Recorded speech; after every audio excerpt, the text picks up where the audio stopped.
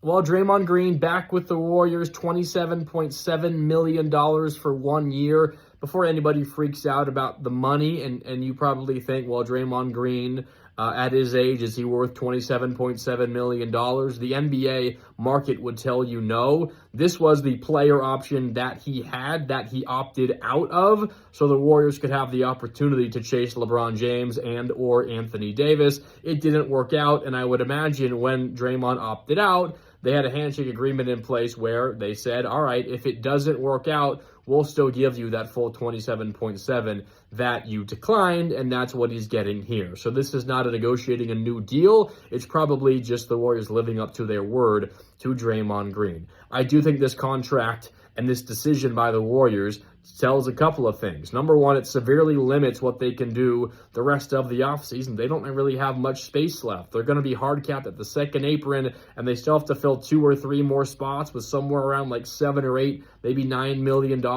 in those 2 or 3 spots. So they don't have a ton of opportunity to bring some good players in here. It's probably going to be a combination of LJ Cryer, GP2, maybe you sign a veteran from outside your organization to a minimum, but it's going to be essentially the same team as last year running it back, which doesn't give you a ton of confidence that this is a Warriors organization that thinks they can be highly competitive coming up in 2026, 2027. The other thing that it does, and the other thing that it says, at least in my opinion, is that the Warriors are valuing their optionality and their flexibility for a year from now in the summer of 2027.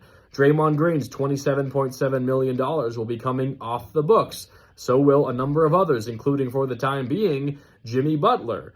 When all that money's off the books, you have an opportunity to be a big player in free agency. However, the NBA these days is more of a trading league, not a free agency league. Think of some of the big moves this offseason. LaMelo Ball and Kawhi Leonard, although that one is on pause right now. So many of these moves, Jaylen Brown, are via trade. The stars rarely hit free agency nowadays. So what good is the Warriors' optionality in terms of having money to spend on the open market if there's no worthy name to give that money to? Which means your optionality has to be used in trades, and in order to pull off those trades, you need to be willing to trade your big money guys that you are maybe not particularly fond of and give up draft picks. So the optionality, at least in my mind, only comes to benefit the Warriors if they're willing to do those two things, and we haven't seen them be willing to do that consistently just yet. Maybe that changes, maybe it doesn't. We're all going to find out.